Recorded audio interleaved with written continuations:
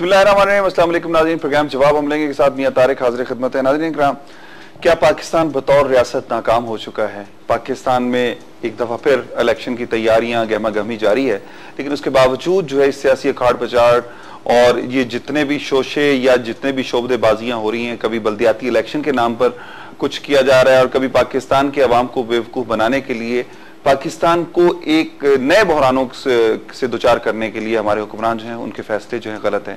एक दफ़ा फिर पाकिस्तान में खुदकश धमाके वो शुरू हो चुके हैं। आज जिस तरह पेशावर में एक खुदकश धमाका हुआ और उसमें जो बेगुनाह लोग मारे गए, इसका जिम्मेदार कौन है? सिक्योरिटी प्लान, सिक्योरिटी इदारे क्या कर रहे हैं? पाकिस्तान को आने वाले दिनों में क्या किन हालात का सामना होगा? पाकिस्तान में सियासी अखाड़ पछाड़ जो शुरू हो चुकी है, मुस्लिम लीग नवाज जो है वो पीपल्स पार्टी पर इल्जाम लगाती है कि वो जनूबी पंजाब सूबा बनाने के लिए संजीदा नहीं है। मियां नवाज शरीफ साहब जब से सऊदीया से वापस आए हैं वो आके खामोशी से एक साइड पर बैठे हुए थे, लेकिन आज जो उनकी पार्टी का इजलास हुआ है, इस इजलास के बाद लगता है कि उन्होंने अपोजिशन का किरदार अदा करना शुरू कर दिया, या उन्होंने अपनी अगली इनिंग्स के लिए या अगली बारी के लिए जो है उन्होंने जो अपना लाहे अमल तैयार करना था वो करके अब वो मैदान में उतरने के लिए तैयार हैं।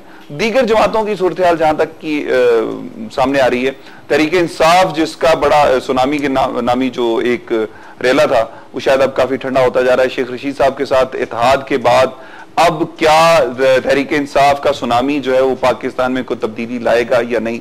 उसके बाद देखते हैं हम पीपल्स पार्टी की तरफ। पीपल्स पार्टी के लोग बड़े सुकून के साथ बैठे हुए हैं और वो सिर्फ ये है कि उनके पास शायद जितना उन्होंने माल जमा किया है वो इलेक्शन पे लगा के फिर एक दफा फिर इलेक्शन जीतने की कोशिश कर सकते हैं, इलेक्शन जीत सकते हैं। और तहरीक इंसाफ और नवाज लीग का जो आपस का झगड़ा है उसका फायदा सबसे ज्यादा अल्टीमेटली जो है वो पीपल्स पार्टी को हासिल होगा और नुकसान पाकिस्तान के अवाम को होगा। कराची या सिंध के शहरी इलाकों में मुत्तहिदा कौमी मूवमेंट की जो कारकर्दगी है, जिस तरह उन्होंने काम किए हैं, उससे लगता तो नहीं कि कोई मुत्तहिदा कौमी मूवमेंट के मुकाबले में कोई सियासी जमात खड़ी हो सकेगी, लेकिन पाकिस्तान का सियासी कल्चर इस तरह का है कि किसी भी वक्त कोई तब्दीली आ सकती है और जब तब्दीली की हवा चलती है तो उसको कोई रोक नहीं सकता। सियासी अखाड़ पछाड़ शुरू हो गई है, ये हमारा आज का मौजू है। बल्दियाती इलेक्शन, या हम देखेंगे कि ये पाकिस्तान के लिए कोई शोशा है, या पाकिस्तान के अवाम के लिए कोई नया लॉलीपॉप है, या ये इलेक्शन मुलतवी करने का कोई हरबा है, या सियासियत करना है, इससे बात करेंगे। मेरे साथ मौजूद है हुमायूं उस्मान साहब, सेक्रेटरी इत्तलात हैं अवामी मुस्लिम लीग के, और इनके साथ तशरीफ रखते हैं जनाब इम्तियाज खान फरहान साहब, सीनियर सहाफ़ी और तज़कियाकार हैं। बाकी प्रोग्राम शुरू करते हैं, हमें हमारे दीगर मेहमान जो हैं वो ज्वाइन कर लेंगे, उनसे गुफ्तगू भी करेंगे, लेकिन सबसे पहले मैं अपने इन मौजूद मेहमानों को खुशामदीद कहता हूँ आज के प्रोग्राम में। और जिस तरह हुमायूं उस्मान साहब बैठे हैं, हुमायूं साहब इत्तेहाद हो गया आपका जो है तहरीक इंसाफ के साथ, और इस वक्त जो सियासी उखाड़ पछाड़ शुरू है, मुख्तलिफ सियासी जमातों के लोग जो हैं दीगर सियासी जमातों के में आ जा रहे हैं, उसके बाद क्या देखते हैं मुस्तकबिल पाकिस्तानी सियासत का? आप पाकिस्तान के अवाम को क्या इस सियासत के जरिए कोई रिलीफ मिल सकेगा या सिर्फ लॉलीपॉप से ही टरकाया जाएगा? मियां साहब, पहले तो शुक्रिया जी, आपने मुझे मदद किया, और फिर थोड़ा सा सोचता हूँ और सोच कर घबरा जाता हूँ कि सच्ची बात करूँ तो बहुत भयानक है, ना करूँ तो वो भी गलत है। सच तो ये है कि जो मैं हमेशा से आपके प्रोग्राम में भी कहता हूँ और जगहों पर भी कहता हूँ कि इस 65 साल में पाकिस्तान में सही मायनों में जमहूरियत का पौधा आज तक नहीं लगा। जमहूरियत एक लॉलीपॉप है, एक गाली बन चुकी है इस वक्त आवाम के लिए। पेट्रोल का बम गिराया जा रहा है, हर तरफ जो आम इंसान है वो पिस रहा है, बर्बादी की तरफ जा रहा है। और जो लोग, मेजोरिटी में बहुत कम लोग हैं जो वोट कास्ट करते हैं, और 70% या उससे अबाव आप देखते हैं कि वोट ही कास्ट नहीं करते, घरों में बैठे रहते हैं, एयर कंडीशनों में बैठे रहते हैं इलेक्शन के दिन और छुट्टी को एंजॉय करते हैं। ये सब कुछ उनका भी दिया वो हमारे पे तोहफा है कि आज पाकिस्तान के हालात हमारे साथ बीत रहे हैं। पहले तो मैं उन लोगों से भी गुजारिश करूंगा कि जो ड्राइंग रूम की सियासत करते हैं, यानी टीवी पे बैठकर सिर्फ तज्जिया करते हैं और वोट देते वक्त वो घर पे छुट्टी बनाते हैं या पिकनिक पे निकल जाते हैं, ये इलेक्शन का जैसे जैसे समय करीब आ रहा है, अगर इलेक्शन हो गए, अगर ठीक है, मेरे तहफ़्फ़ुज़ात हैं, मुझे नहीं लगता इलेक्शन होंगे, ठीक है, मैं आपको क्लियर कट बता रहा हूँ, अगर इलेक्शन हो जाते हैं तो वो लोग जो घरों में बैठे रहते हैं और सिर्फ निजी महफिलों में बैठकर तनकीद करते हैं, उनका भी फर्ज बनता है कि इस दफा अपने घरों से बाहर निकले। मैं ये नहीं कहता कि जी हम सही हैं, मैं ये नहीं कहता मेरे घर वाले सही हैं, मैं कहता हूँ भाई खुदा के वास्ते जो बंदा सही है, जो तुम्हें लगे कि पाकिस्तान को बचा सकता है, चाहे वो XYZ है, आप निकलें और खुदा के वास्ते जो आपका सबसे बड़ा त्योहार है वोट की सूरत में उसको कास्ट करें। अगर पाकिस्तान में सब 80% वोट कास्ट हो जाता है, जो कि मैं समझता हूं कि काले कैमरे ने एक अहम किरदार अदा किया, शऊर बेदार किया, लोगों में नेट आम हो गया। आज आप 4 साल पहले देखें, 5 साल पहले देखें कि पाकिस्तान में नेट कितना इस्तेमाल होता था और आज कितना इस्तेमाल होता है, यानी कंप्यूटर का इस्तेमाल बढ़ गया। जितना दौर जदीद होता है उतना लोगों में शऊर बेदार होता है, और मैं समझता हूं कि शायद मीडिया का कोई अहम किरदार हो और इस दफा पाकिस्तान में कोई सही मायने में तब्दीली आए अगर वो लोग अपने घरों से बाहर निकले। फरहान साहब, मीडिया वाकई को तब्दीली ला सकता है, मीडिया को किरदार अदा कर सकता है, या मीडिया भी बिकाऊ हो चुका है, मीडिया को भी इस्तेमाल किया जाता है, मीडिया टैक्टिक्स या पॉलिटिसाइज किया जाता है? मीडिया जिस तरह हुमायूं कह रहे हैं कि मीडिया के जरिए बड़ा शऊर आया है, आप क्या समझते हैं कि मीडिया वाकई को तब्दीली का मौजब या बायस बन सकता है? बिस्मिल्लाह रहमान रहीम, यकीनन बन सकता है। अब उसको ये कि अगर इंडिपेंडेंट पार्ट प्ले करे तो, अगर मैं उसको यूज करना चाहूँ, कोई और यूज करना चाहे, अपने हिसाब से चले। देखिए, टॉक शोज जितने हैं वो डाइवर्ट नजर आते हैं आपको, किसी के मुखालफत में होंगे या किसी के हिमायत में होंगे, आपको कोई उसमें जो पार्टिसिपेंट होते हैं उनका अपना एक मामलात होते हैं। यकीनन जब आप इलेक्शन कैंपेन चलेंगी तो आप किसी एक को बिठा के सोलो नहीं कर सकते, करेंगे तो फिर आपको क्रिटिसाइज होना पड़ेगा, क्रिटिसाइज होंगे, या ये अलग बात है कि आप टाइम दुनिया भर में जैसे सेल किया जाता है, टाइम सेल कर दें कि जनाब ये आज का सोलो उसको और कल का सोलो उसके पास, वो जो होंगी बुकिंग इस तरह भी होंगी। तो अब देना क्या है मैसेज, अगर मेरे हवाले से जाएगा या किसी सियासी जमात के स्पोक पर्सन के हवाले से जाएगा तो इसका मतलब उसका अपना मैसेज जाएगा। एक चीज मैं पूछना चाह रहा हूं, एक इल्जामात की एक बड़ी लंबी फहरिस्त है कि मीडिया हाउसेज पे ये इल्जामात लग रहे हैं कि कुछ सियासी जमातों ने जो है वो मीडिया हाउसेज को खरीद लिया है, मीडिया हाउसेज जो हैं वो पूरे के पूरे बिक चुके हैं। तो क्या ये है, समझते हैं कि हमारे नेक्स्ट इलेक्शन में जो हमारे मीडिया हाउसेज हैं ये पॉलिटिकल पार्टीज के लिए जो है स्पोक्समैन के या मीडिया उनके अभी भी है ना, अभी भी तो वही सूरत हाल है, यही सूरत हाल कंटिन्यू रहेगी। अब उसमें किसी ने सेल किया है या मैं किसी मीडिया हाउस का किसी से कोई झगड़ा है, किसी से कोई बदला है, या ये है कि वो यूज हो रहा है डायरेक्ट इनडायरेक्ट किसी यानी कि मफाद की सूरत में, ये तो एक बहुत डिटेल डिबेट है जो चल रही है, आप और हम सब कर रहे हैं और ये इस मामले में आगे जा रहा है। लेकिन मैं समझता हूं कि जो हुकूमत है, पीपल्स पार्टी है, वो मीडिया के तमाम चीजें समझ चुकी है कि अब क्या होगा, अब क्या होगा। अब वो उसी हिसाब से अपनी स्ट्रेटेजी सामने लेकर आते हैं, उसी हिसाब। देखें, मिसाल के तौर पे जो टीवी टॉक शोज में आके, अब मिसाल मैं आया तो लोग ने, जो वीवर है उसने कहा ओ यार इसने गालियां निकालनी है बस पीपल्स पार्टी को और कुछ नहीं कहना है, ठीक है। फला आ गया तो उसने कहा ओ यार इसने तो इमरान खान की बीन बजानी है। तीसरा आएगा को यार शेख रईस ने हमें बस अब शुरू हो जाना है, इसने टेबलें पीटनी है। हर एक के बारे में आपको वर्जन वीवर का मिल जाता है। इसका मतलब ये हुआ कि अब ये अपनी एज पूरी कर चुके हैं।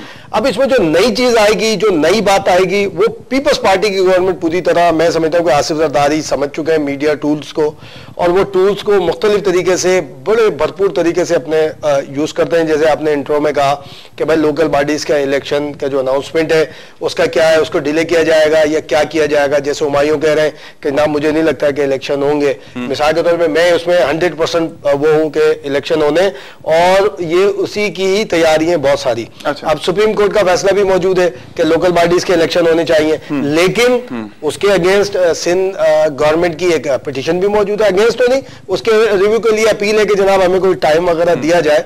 तैयारियां तो पूरी है। अगर 4.5 साल में हुमायूं टाइम नहीं मिला सिंध हुकूमत को या फेडरल हुकूमत को कि जी वो इलेक्शन करवा सके, अब ये कौन सा टाइम लेके ये इलेक्शन करवाएंगे, बल्दियाती इलेक्शन करवाएंगे। ये जो लॉलीपॉप एक बल्दियाती इलेक्शन का दिया गया है, इससे क्या अवाम को कोई फायदा होगा, या जो एक मुकामी हुकूमतों का एक जो स्ट्रक्चर था उसको तो तबाह कर दिया हमने 4.5 साल में, उसका बेड़ा गर्क करके, अब उसको फिर दोबारा बल्दियाती इलेक्शन की तरफ क्यों जा रहे हैं? देखिए, बिल्कुल हमाकत है। मैं समझता हूँ बल्दियाती इलेक्शन बिल्कुल होनी चाहिए, अच्छी चीज है, उसके अगेंस्ट नहीं है।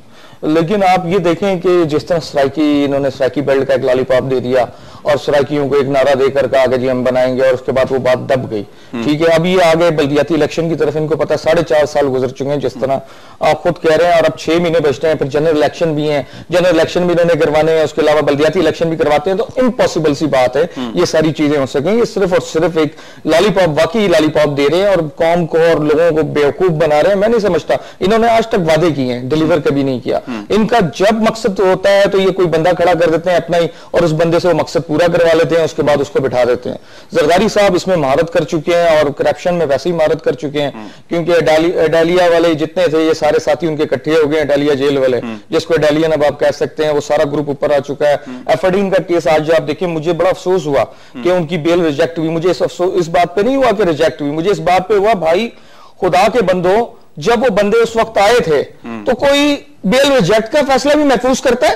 आज तक किसी छोटे बंदे का मुझे बता दें कि फैसला महफूज किया और बेल रिजेक्ट का? भाई उस वक्त जब वो पेश हुए थे, आप बेल रिजेक्ट करते और उसके बाद उनका रिमांड लेते, उनको दे देते इदारे के पास। जब इदारे ने उनके अगेंस्ट लिख दिया था और उस दिन आपने फिर फैसला क्यों नहीं दिया? सही। आज आपने उनको बुलवाया नहीं और फैसला दे दिया ताकि उनको टाइम मिल जाए, वो निकल जाए जिधर मर्जी। सही। तो ये मजाक है, मजाक चाहे जिस तरफ से भी हो। मेरे तहफ़्फ़ुज़ात हैं, एक पाकिस्तानी की हैसियत से भी, एक आम इंसान की हैसियत से भी, कि तमाम फैसले मेरिट की बुनियाद पे होने चाहिए और ये फैसला उसी वक्त होना चाहिए था अगर बेल रिजेक्ट होनी थी। उसी दिन कर देना चाहिए था और कहते कि जी ले जाओ इनको यहां से उतार कर सीधा अरेस्ट करके अंदर बंद कर दो, इनकी इंक्वायरी करो, रिमांड पे ले जाओ। आपने उस वक्त छोड़ दिया। बड़े लोग थे जी, कानून क्या छोटे लोगों के लिए बना हुआ है। आसमा जहांगीर साहब का कहना है कि सुप्रीम कोर्ट इंसाफ के तकाजे पूरे नहीं कर रही। क्या आप समझते हैं कि इस तरह की जो गुफ्तगू है, ये जो चीजें हो रही हैं, लाइक अगर हम देखें डॉक्टर अरसलान केस के हवाले से, जिस तरह उन्होंने कहा जी वो तफ्तीश जो है अपने घर में कराने की मुतरादिफ है जो शुएब सडल साहब को दी गई है, तो क्या आप समझते हैं कि इसका कोई हल निकल सकता है? इस तरह के इल्जामात या सुप्रीम कोर्ट के हवाले से जो तहफ़्फ़ुज़ात मीडिया के जरिए फैलाए जा रहे हैं? मियां साहब देखें, कोई तहफ़्फ़ुज़ात नहीं, सुप्रीम कोर्ट को भी अपना रिव्यू करना चाहिए। सही। जब वो इस तरह के फैसले करेंगे तो इस तरह से मामलात को भुगतना पड़ेगा उनको और देखना भी पड़ेगा। अब हुमायूं ने भी मिसाल के तौर पर जो तहफ़्फ़ुज़ात का इज़हार किया है, आपने उसकी बेल जो है सेफ रिजर्व कर ली, उसके बाद आज उनकी एब्सेंस के अंदर वो दे दिया। जबकि मुझे याद पड़ता है कि जस्टिस कय्यूम ने जो बेनजीर भुट्टो साहिबा के हवाले से फैसला किया था, सुप्रीम कोर्ट में अपील गई थी, तो उसमें कहा था कि मुल्जिम एक्यूज्ड की गैर मौजूदगी में सजा नहीं दी जा सकती, उसको वो भी मौजूद है। फिर दूसरा ये कि अगर मैं एतराज करता हूं तो अब तो होना ये चाहिए कि जितने लोगों के नेब में केसेस चल रहे हैं मुख्तलिफ बहानों से सुप्रीम कोर्ट में जाए, अपील करें कि जनाब कमीशन बना दिया जाए। और हम तो नेब से नहीं करवाएंगे, ना हम FIA से कराएंगे, क्योंकि सुप्रीम कोर्ट ने ये अपने फैसले से बता दिया है कि जनाब नेब, FIA, पुलिस समेत जितनी तहकीकाती एजेंसियां वो इस काबिल नहीं है।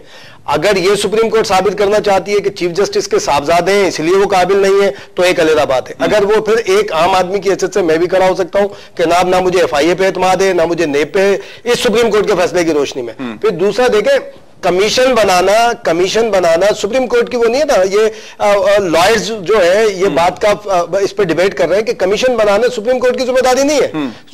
कमीशन बनाना हुकूमत की जिम्मेदारी है, आप फैसला करते। और पहले आपने फैसला किया, इरफान कादिर के हवाले कर दिया। इरफान कादिर ने जब काम किया तो आपने उसके हवाले कि जनाब उनके 10 पॉइंट्स आ गए अरसलान इफ्तिखार के वकील के जनाब नेब के खिलाफ हमें ये तहफ़्फ़ुज़ात हैं, जिसमें एक तहफ़्फ़ुज़ ये भी था कि जी फसी बुखारी की साहबजादी क्योंकि काम करती है मलिक रियाज के पास, इसलिए ये सही तहकीकात नहीं होंगी।